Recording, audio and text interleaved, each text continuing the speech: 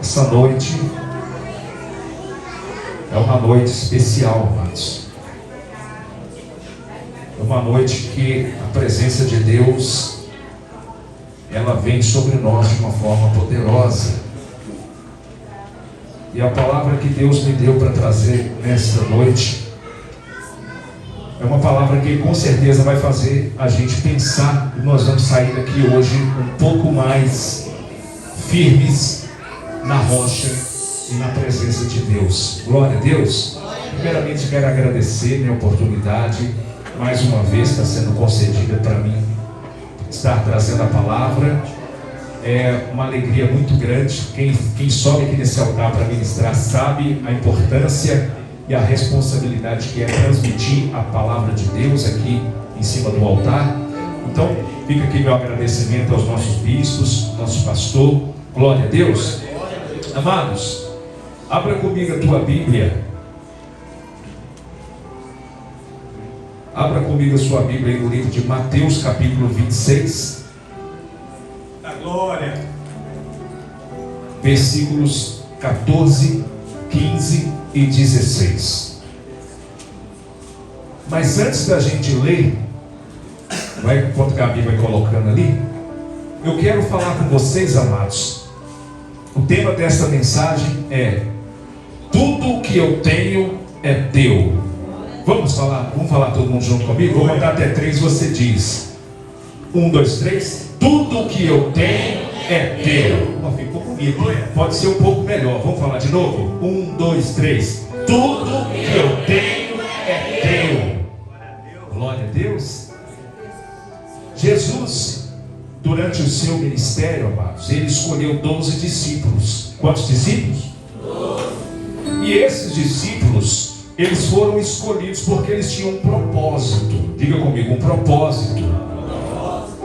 E esses escolhidos de Deus o chamavam de professor, de mestre, né? O discípulo chamava ali aquele que o estava ensinando de mestre, de professor. Então, para a gente iniciar, né, essa mensagem, eu gostaria de dividir com vocês aqui o que significa a palavra discípulo. Muita gente sabe, mas pode ser que alguém não saiba o real significado da palavra discípulo. No dicionário, discípulo significa, tem duas coisas. O primeiro, quem estuda, e é o aluno. A segunda coisa, que é um aprendiz, que é um aluno receptivo ao ensinamento. Diga comigo, receptivo ao ensinamento. Quantos discípulos de Jesus nós temos aqui nessa noite? Quem está receptivo ao ensinamento da palavra de Deus, diga glória a Deus.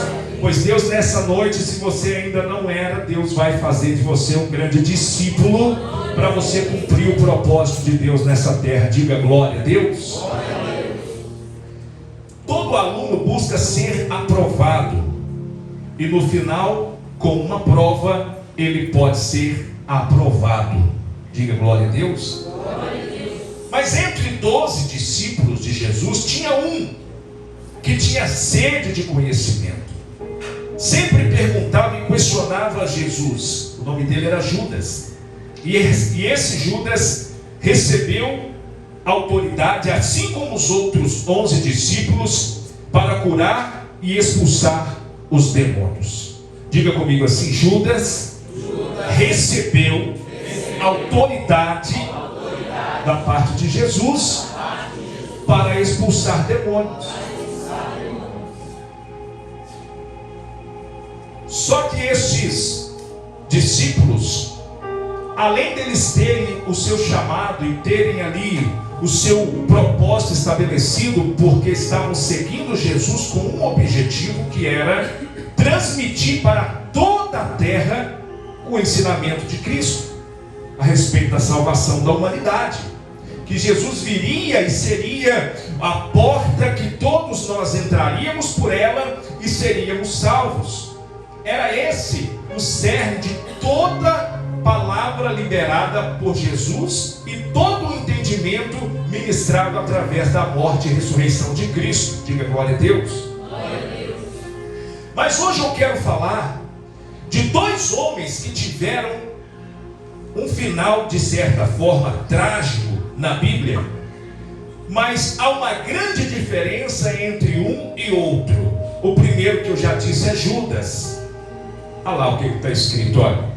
Então, um dos 12, chamado Judas Iscariotes, foi ter com os principais sacerdotes e disse: que me quereis dar, e eu vou-lo entregarei. E eles lhe estipularam 30 moedas de prata. E desde então buscava oportunidade para o entregar. Diga comigo assim: o discípulo que estava ali para obedecer ao seu mestre iria traí-lo. Terrível, né? Mas tem um outro que também é citado na Bíblia. Nós vamos correlacionar aqui as atitudes dos dois e o chamado dos dois. O nome dele é João Batista. Coloca aí, Gabi, Mateus 14. Mateus 14, e nós vamos ler do 1 até o 12. Diz assim: naquele tempo, ouviu Herodes, o tetrarca, a fama de Jesus. A fama de quem? E disse aos seus criados: este é João o Batista, que ressuscitou dos mortos, e por isso estas maravilhas operam nele.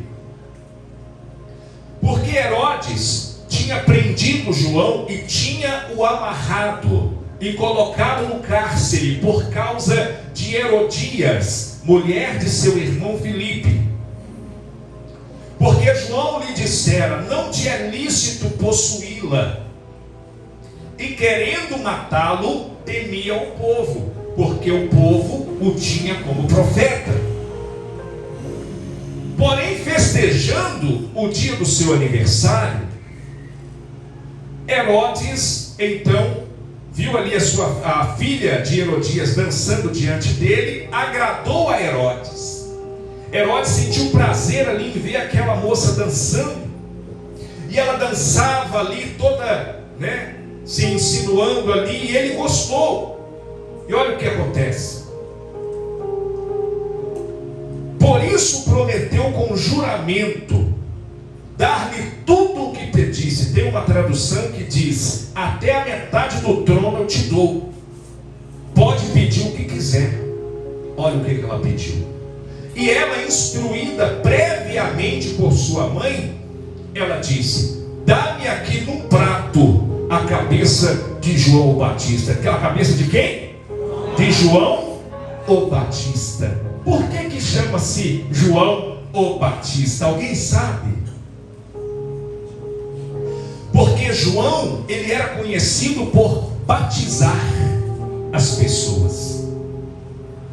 Porque João, ele foi gerado por Deus para vir ao mundo, para preparar o caminho que seria o caminho de Cristo, a qual lá na frente nós vamos ler um versículo, e ele diz: eu não sou aquele que é prometido ser enviado, mas eu vim enviado pelo Pai, por Deus, para preparar caminho, para cumprir um propósito, para estabelecer o reino daquele que me enviou, a qual eu não sou digno nem de desatar as sandálias dos seus pés.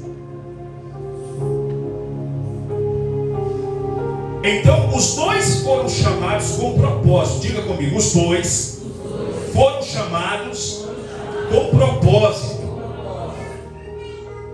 Judas foi escolhido por Jesus. Está lá em Lucas capítulo 6, 16. Coloca aí rapidinho, Gabi. Olha como é que Judas foi escolhido. Lucas 6, 16. E Judas, irmão de Tiago, e Judas Iscariotes, que foi o traidor. Eles foram escolhidos por Jesus. E João Batista foi enviado por Deus como voz que clama no deserto. Está lá em João capítulo 1, versículo de 6 a 8. Não precisa colocar não, Gabi. Que lá está escrito assim: o Senhor me enviou para preparar o caminho daquele que está por vir, a qual, acabei de falar aqui, não sou digno de desatar as sandálias, mas seria como uma voz que clama no deserto. Uma voz que clama no deserto. Não seria mais fácil se esta voz clamasse do meio da multidão? Essa voz fosse lá no meio do pátio principal da cidade e começasse a clamar? Mas por que Deus então separa um profeta, um homem de Deus, enche ele de virtude, enche ele do Espírito Santo, e ao invés de colocar ele já na cara do gol, ao invés de colocar ele já na posição para ele estabelecer o governo, ele tem que primeiro vencer o deserto. Oh meu Deus, já vai ter alguém que vai começar a se arrepiar aí. Deus não vai facilitar a vida para ninguém. Deus não facilita a vida de profeta algum. Muito pelo contrário, ele pega o profeta e coloca ele para vestir veste de camelo, coloca ele para jejuar 24 horas por dia, comendo gafanhoto e mel silvestre, coloca ele para queimar a pele no sol escaldante do deserto, e vira para ele e fala: se você quiser me servir é assim. E outra, não tem moleza, não tem salário, não tem carro chique, não tem casa boa. Se você quiser é aqui, é no deserto, mas o seu destino é melhor do que aquele que tem tudo isso. Tem uma passagem na Bíblia onde Asaf, que foi um dos maiores salmistas da Bíblia, ele diz: Senhor, eu estou aqui passando necessidade, mas o ímpio está prosperando, o ímpio está crescendo, o ímpio todo ano troca de carro, o ímpio tem sempre o melhor para comer, o ímpio está engordando de tanto que tem gordura para ele desfrutar. Agora eu que sou teu servo, estou jejuando, estou orando, estou pagando preço, estou buscando, estou fazendo tudo o que o Senhor pede e ainda faço mais. Não estou reclamando, Senhor, mas o ímpio está tendo muito mais do que eu. O que é que está acontecendo? Só que lá no finalzinho do capítulo ele fala assim: mas eu sei que o meu futuro é um e o do ímpio é diferente. Então, a diferença que nós vemos claramente, nitidamente, entre Judas, que foi escolhido por Jesus, foi designado por Jesus, andou com os discípulos, testemunhou milagres, a unção estava nele, porque lá em Lucas capítulo 9, versículo 1 diz assim: separando Jesus então os 12, coloca aí, Gabi, por gentileza, Lucas capítulo 9, versículo 1, olha o que está escrito: e convocando os seus 12, não foi 11, Judas estava ali no meio, e convocando os seus 12, deu-lhes autoridade e poder, diga assim, poder, sobre todos, fala igreja, sobre todos os demônios, e para curar enfermidades. Então, Judas não era um camaradazinho qualquer que chegou e queria sentar na janela. Não, ele estava cotado entre os discípulos para carregar a unção. Diga comigo, carregar a unção. Transbordar o poder. Ter autoridade para ministrar cura. Só Janete que está falando. Mas ele viu algo que brilhou os olhos dele mais do que a glória de Deus. E aqui começa a ruína, a decadência de alguém que serve a Deus. Sabe qual é? Pergunta, qual que é, presbítero? É quando o crente começa a olhar para a grama do vizinho e fala: peraí, a dele está mais verde. Peraí, por que agora ele trocou de carro e eu estou pelejando com essa bicicleta, fura pneu todo dia, o aro está todo torto, parecendo moito, mas eu estou aqui nessa situação e eu estou jejuando, eu estou pagando preço. Mas sabe como é que João Batista agia? Alguém falava com ele: rapaz, por que você só fica com essa veste aí de camelo, esse tecido estranho que você conseguiu?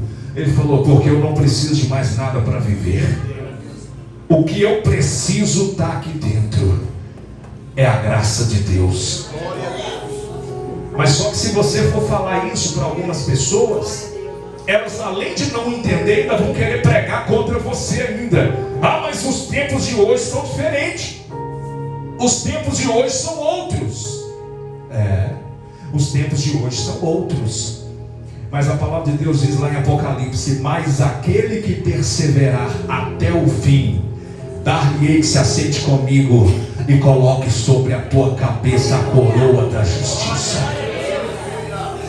Então existe um preço a ser pago, existe um processo a ser vencido, mas não é de qualquer maneira que nós vamos alcançar. E aqui nós temos esses dois exemplos, um para seguir e o outro para a gente ficar esperto para não cair nele. Glória a Deus. Deus chama pessoas para missões diferentes, mas o fim depende da nossa resposta ao chamado. Isso aqui é muito forte. Deus chama pessoas diferentes. Deus chamou o pastor Josélio, Deus chamou o Daniel, Deus chamou a Seninha, Deus chamou o Kaique, Deus chamou o bispo, Deus chamou o diácono Romildo, Deus chamou o Caio, Deus chamou a diaconisa Evani, Deus me chamou. Mas o que importa, sabe o que é? É a resposta que você dá ao chamado. Jesus certa vez estava na praia e os discípulos lá pescando. Não era o que Deus tinha mandado eles fazerem. Jesus já tinha dito para eles: farei de vocês pescadores de homens. Mas Jesus ressuscitou e ainda não tinha ido ter com eles. Talvez eles pensaram: tudo aquilo que nós vimos, tudo aquilo que foi falado conosco foi apenas uma ilusão, não temos mais o que fazer, vamos voltar a pescar. E aí eles estão lá pescando. De repente alguém grita lá na praia e fala assim: filhos, tem aí algo que comer? Alguém virou de costa mesmo e respondeu assim: tem não. Não quis nem se preocupar em quem é que estava perguntando: tem não. Aí João virou para Pedro e falou assim: Pedro, é o mestre. Falou: que mestre, rapaz? Não, morreu, eu vi ele na cruz. Rapaz, é o mestre. Aí ele viu que ele estava nu e pulou dentro d'água. E aí daqui a pouco ele saiu da água, tudo sem graça. Jesus já estava lá com o pão, o peixe sobre as brasas, e falou: senta aí e come. Ei, grava isso, marca no seu caderninho do teu coração que eu vou falar agora. Jesus não opera, ele não come o pão da desistência. Jesus não come o pão da covardia. Jesus não come o pão daquele que põe a mão no arado e deixa. Quem coloca a mão no arado não pode olhar para trás. Tudo depende da resposta que nós damos para o nosso chamado. Talvez se eles dissessem: filhos, tens aí algo que comer? Ainda não tem não, Senhor. Mas Deus vai prover. A resposta tinha sido diferente. Tem condição de pagar essa conta hoje, irmão? Não tem não. É uma resposta. Mas a resposta que talvez vai agradar mais ao Senhor, que vai mostrar que você tem fé naquilo que é ensinado aqui. Porque esse ano nós temos falado que a provisão da tua vida vai sair desse altar. A provisão para a tua casa vai sair desse altar. A provisão para a tua casa vai sair desse altar. Mas depende da resposta que você dá ao chamado de Deus. Essa conta você vai pagar? Eu não tenho condição ainda. Mas aquele que vive, aquele que morreu na cruz por mim no Calvário, me dá a certeza de acreditar que passa o céu e a terra, mas a palavra que um dia saiu da boca dele não passa jamais. A palavra que um dia foi liberada na minha vida, ela não passa enquanto não se cumprir. Quem crê nisso, diga glória a Deus. Aplauda o Senhor bem forte, diga glória a Deus. Tudo depende da resposta. Como nós respondemos ao nosso chamado. Como você tem respondido ao seu chamado? Cutuca o irmão do teu lado com carinho e pergunta para ele: como é que você tem respondido ao seu chamado?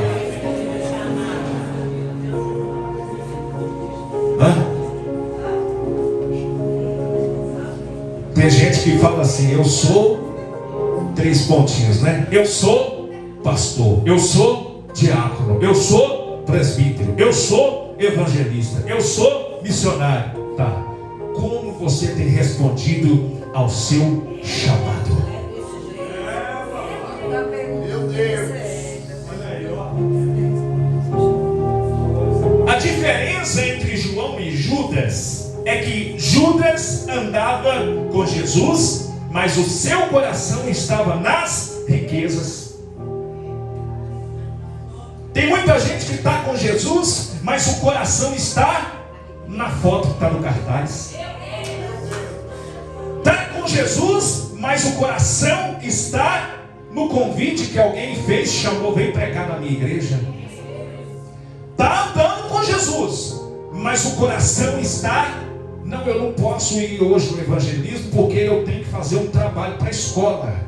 Eu tenho que estar. Rapaz, mas você não é um pregador. Eu sou, mas só que tem gente que não consegue entender quem ela é, porque ela está com Jesus, ela está andando com o dono do milagre, mas fica cavando poços para buscar milagre com a força do próprio punho. Sabe aonde você vai conseguir chegar?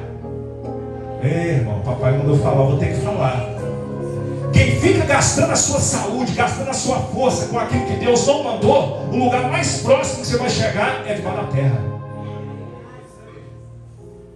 Porque com a sua força você não consegue cavar, com a sua energia você não consegue cavar. Você só consegue cavar se o Espírito Santo de Deus te tomar e te dar a força que tinha Sansão, e te dar a visão que tinha Davi, e te dar a unção que tinha Samuel, e te dar a unção da adoração que tinha Davi, que te dá o poder e a autoridade que tinha Daniel. Ei, irmão, não é para qualquer um não. Você cai dentro de uma cova, aqueles leões tudo querendo te rasgar no meio.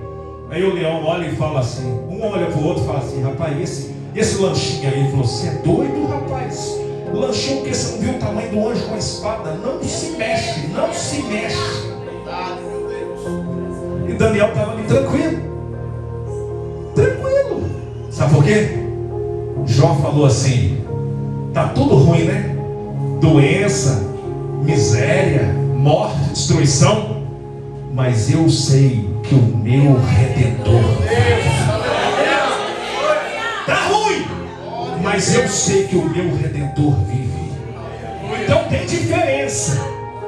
Tem aquele que está com Jesus por causa da grana que vai entrar, por causa da agenda que alguém vai chamar. Eu fico impressionado, amados. Eu mexi com mídia digital há muito tempo, muitos anos. Chegava dezembro, nem virava o ano para janeiro, os pastores começavam tudo a mandar mensagem para mim: varão, faz o cartaz da agenda, faz para mim aí, varão, vou te mandar aí aonde que vai ser as agendas, e faz para mim, porque virou o ano, já tem que entrar a agenda 2025, fulano de tal lugar, assim, tarará. Eu falava: meu Deus, quando é que esse pastor vai ter tempo para pastorear alguém? Porque só fica nas agendas, só fica voando igual macaco de galho em galho. Tudo bem, Deus te usa quando é realmente Deus que usa, né? Mas tem gente que está andando com Jesus e não consegue enxergar que aquela mulher, ela não andava com Jesus, mas falou assim: se eu apenas serei curado. Tem gente que está andando com Jesus, mas não consegue chegar em Jesus. Ela anda com Jesus, mas não consegue receber o seu milagre. Sabe por quê? Porque o coração não está em Jesus. O coração está nas riquezas. O coração está no que é supérfluo. O coração está naquilo que não preenche. Depois a pessoa vira e fala assim: eu não estou querendo mais ir na igreja, eu estou com depressão. Sabe por que está com depressão? Porque não está buscando o verdadeiro autor da vida. Não está buscando Jeová Rafá, que é o Deus que cura. Não está atrás de Jeová Jiré, que é o Deus da provisão. Não está atrás de Jeová Shalom, que é o Deus que traz paz. Está atrás de Mamon, que é o Deus do dinheiro. Aí o que eu vejo? João Batista era o oposto. Ele era um camarada que ele não tinha nada, mas tinha tudo. Que é isso, presbítero? Está doido? Como é que pode ser? Ele não tinha nada, ele tinha tudo.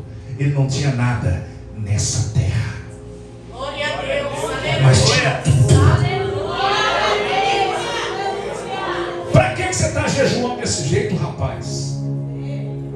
só vive agora comendo gafanhoto, mel silvestre. Ei, deixa eu te falar. Quando a gente fala assim que o cara comia gafanhoto e mel silvestre, o anjo não chegava com a bandejinha assim, igual hoje eu trouxe uns 5 gafanhotinhos para você, viu, meu filho? Abre a boquinha aí, deixa eu colocar. Não, irmão. Ele que não vai atrás não para você ver se ele comia. Ó, trouxe aqui um melzinho, deixa eu passar aqui no tomzinho para você. Abre a boquinha aí, abre a boquinha, profeta. Abre a boquinha. Tinha isso não, irmão. Ele que não fosse atrás das abelhas, tomando ferroada até umas horas, para conseguir pegar aquele mel para ele se alimentar. Sabe por quê?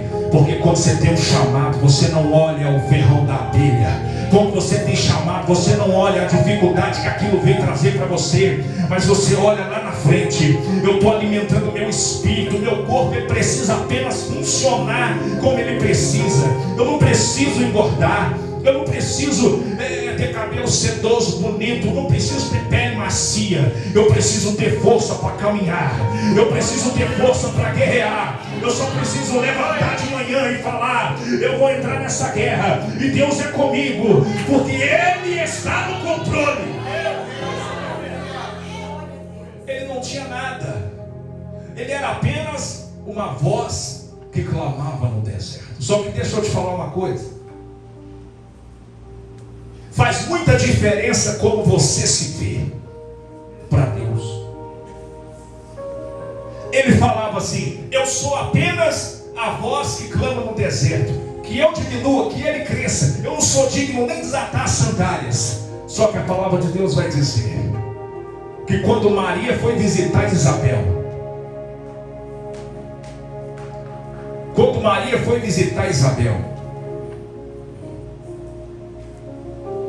e ela grita lá no portão: ei, Isabel! O filho que estava no ventre começou a se agitar, começou a pular. E sabe o que aconteceu? A Bíblia diz que ela se encheu do Espírito Santo. Então, João Batista não era só a voz que clamava no deserto. Era alguém que antes de nascer já mudava a história. Antes de pisar na terra já fazia estremecer o inferno. Antes de pisar na terra já fazia o Espírito Santo descer e tomar quem estava perto. Ei, eu quero dizer para você nessa noite: se você entender quem você é no reino espiritual, se você entender quem você é no reino de Deus, vai ter situação que você não vai precisar nem abrir a boca. Vai ter momentos em que você não vai precisar nem levantar a mão. Você vai pensar e Deus vai fazer. Sabe por quê? Porque João estava dentro da barriga, ele não podia falar. Ele estava dentro da barriga ainda. Como é que ele ia profetizar? Ele apenas se agitou. Quando o homem cheio do Espírito Santo se agita no Espírito, Deus move o céu, Deus move a terra, os anjos começam a trabalhar, e aquilo que tem que acontecer, acontece, porque a unção não está no falar, a unção está no viver. Oh meu Deus do céu, será que tem alguém entendendo, hein? Tem gente que vai falar, e vai falar, e vai continuar falando, e não vai acontecer nada. Não vai mudar a vida de ninguém. Mas tem gente que não vai falar nada e vai mudar destino de pessoas. Sabe por quê, amados? A nossa vida tem que ser uma pregação. Alguém tem que olhar para a sua vida e falar assim: olha, eu não sei o que acontece na vida daquele presbítero, mas eu quero ser igual a ele. O cara não tem um carro bom, o cara não tem uma casa boa, o cara não tem isso, não tem aquilo outro, mas quando abre a boca, não estou falando que eu sou assim não, que eu quero ser. As pessoas vão começar a fazer leitura de quem é você, amado. E você acha que ele ficava todo vaidoso quando alguém falava isso? Muito pelo contrário, ele falava que ele cresça e que eu diminua. Quem entende, diga glória a Deus. João vivia separado do mundo, buscando agradar a Deus, e ele preparava o caminho de Jesus. Coloca aí Mateus 3, versículos 1, 2 e 3. Mateus 3, 1, 2 e 3.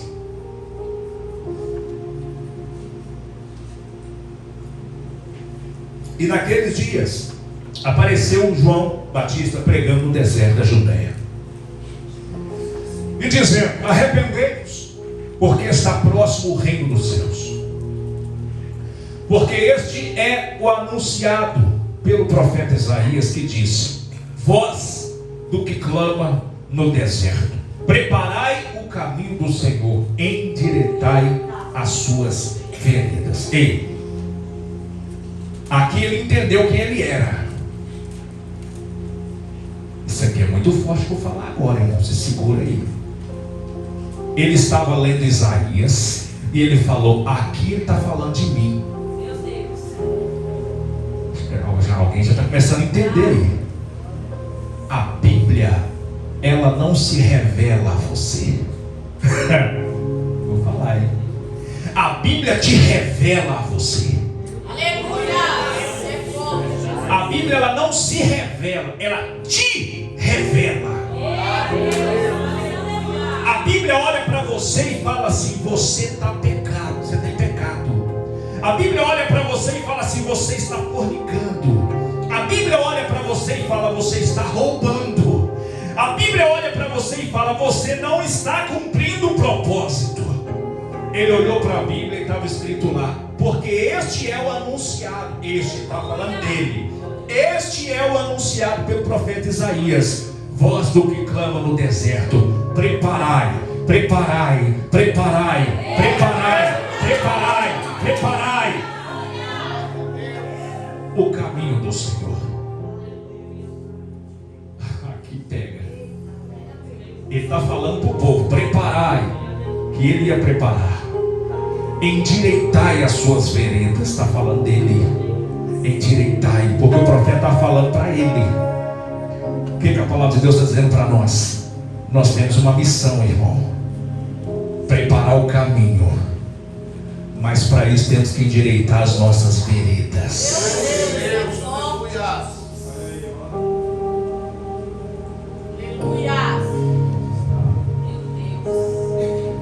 Agora, não basta só estar perto de Jesus fisicamente, como o Judas estava, como o próprio João chegou um momento que ele também estava, mas é preciso entregar o coração de verdade. E agora eu faço uma pergunta: como é que esses dois enfrentaram a morte? Judas, todo mundo sabe o que aconteceu com ele, ele se matou. Coloca aí, Gabi, Mateus 27. Estou correndo, amados, porque eu preciso falar tudo que Deus mandou. Mateus 27, Mateus 27, 3 a 5. Olha o que está escrito. Mateus 27, 3 a 5. Então Judas, o que o traíra, vendo que fora condenado, quem foi condenado? Jesus foi condenado. Trouxe o que? Arrependido as 30 moedas de prata aos principais sacerdotes e os anciãos, dizendo: pequei, traindo o sangue inocente. Eles, porém, disseram: o que é que eu tenho com isso? O que é que eu tenho com isso? O que nos importa? Isso é problema seu, irmão. Aprenda uma coisa. Eu aprendi uma coisa com o apóstolo, vou falar aqui. Eu aprendi: se você tem um problema, o problema é seu. Hã? Dona Ivani, se a senhora tem um problema, o problema é da senhora, não é meu. É meu, bispo? Ué, se você tem um problema, o problema é seu. Olha lá, ó. Eu pequei, traí sangue inocente. Eles viraram para ele: o problema é seu, irmão. O problema é seu. Aí falou com ele: agora é contigo. Resolve, que o pepino é seu. Continua. E ele, atirando para o templo as moedas de prata, retirou-se e foi enforcar-se. O remorso faz isso. O remorso faz a pessoa tomar atitudes extremas. Sabe por quê? Porque muitas vezes ela vai pegar uma culpa que é dela e vai querer colocar na irmã Lucimar. É verdade. A culpa é dele, mas ele pega e põe no Daniel. Não, é porque eu tenho que entender o que eu sou, quem eu sou. As coisas que acontecem comigo, eu tenho que ser responsável e assumir as broncas. Você vendeu o cara, agora você vai lá e se vira. Você sabia quem ele era, você comia com ele, você andava junto com ele. Quantas vezes, imagina isso aí, eu estou imaginando. Quantas vezes eu passei e vi vocês lá, todo mundo juntinho, gente endemoniada, e você lá pondo a mão na cabeça, expulsando. Você estava com eles. O problema é seu. Dá seus pulos. Agora, João foi morto por falar a verdade e para permanecer fiel até o fim com o seu chamado. Um foi se enforcar porque não tinha fidelidade nem lealdade nem com ele mesmo, foi tirar a própria vida. O outro tiraram a vida dele, mas ele foi fiel. Papai, não faz isso. Para de falar essas coisas, você vai me causar um problema. Eu vou acabar tendo que tomar atitude. Tome atitude. Você está em adultério. Você está pegando a mulher do seu irmão, rapaz. Cabra safado. Deixa de ser vagabundo, rapaz. Ô João, eu gosto de você. Eu não posso deixar, eu sou o rei. Você está me constrangendo na frente do povo. Aí a mulher vendo aquilo falou assim: ó, a partir de agora, se você não tomar uma providência, eu vou tomar. Eu quero a cabeça desse tal, desse profeta. Ah, irmão, quando você começar a agradar a Deus, vai ter muita gente querendo a sua cabeça. Deixa eu te falar uma coisa. Tem problema não? Tem nada acontecendo de errado com você não? Então tá tudo errado, irmão. Porque manga bonita toma pedrada. Passarinho bonito todo mundo quer pegar. Agora manga podre, cheia de bicho, ninguém quer, ó.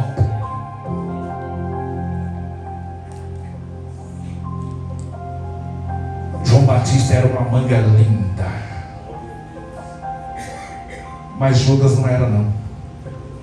E ele teve que ir lá se enforcar, porque ele não conseguia mais viver com as decisões que ele tomou.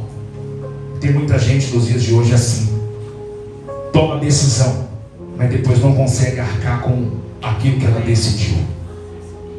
Não consegue olhar mais o pastor nos olhos.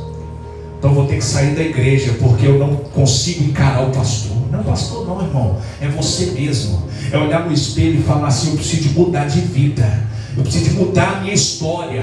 Porque como é que eu vou tomar santa ceia sabendo que eu estou com a minha vida toda enrolada? Isso vai falar daqui a pouco. Avalie você a si mesmo. Porque se você tomar a ceia indignamente, o bambu vai gemer do seu lado, irmão. Para a gente finalizar, coloca aí Mateus 14:10 para a gente finalizar. Oh meu Deus, o tempo já foi embora. Mateus 14, versículo 10. Olha lá. E mandou degolar João no cárcere. Eu tenho uma notícia para te dar. E pode ser que ela não seja boa. Aquele que fala a verdade, aquele que honra a Deus, aquele que passa madrugadas em oração, aquele que busca sinceramente a presença de Deus, são os primeiros a perder a cabeça. São os primeiros. Judas teve todas as oportunidades, mas amou mais o dinheiro do que a verdade. João teve uma vida simples, mas escolheu gastar a sua própria vida por amor de Cristo. Coloque-se de pé. Eu quero que você ouça esse louvor. O tempo já foi embora, irmão, me perdoa, mas eu preciso fazer isso que Deus mandou. Coloque esse louvor aí, apaga as luzes aí, por gentileza. Eu quero que você fique atento.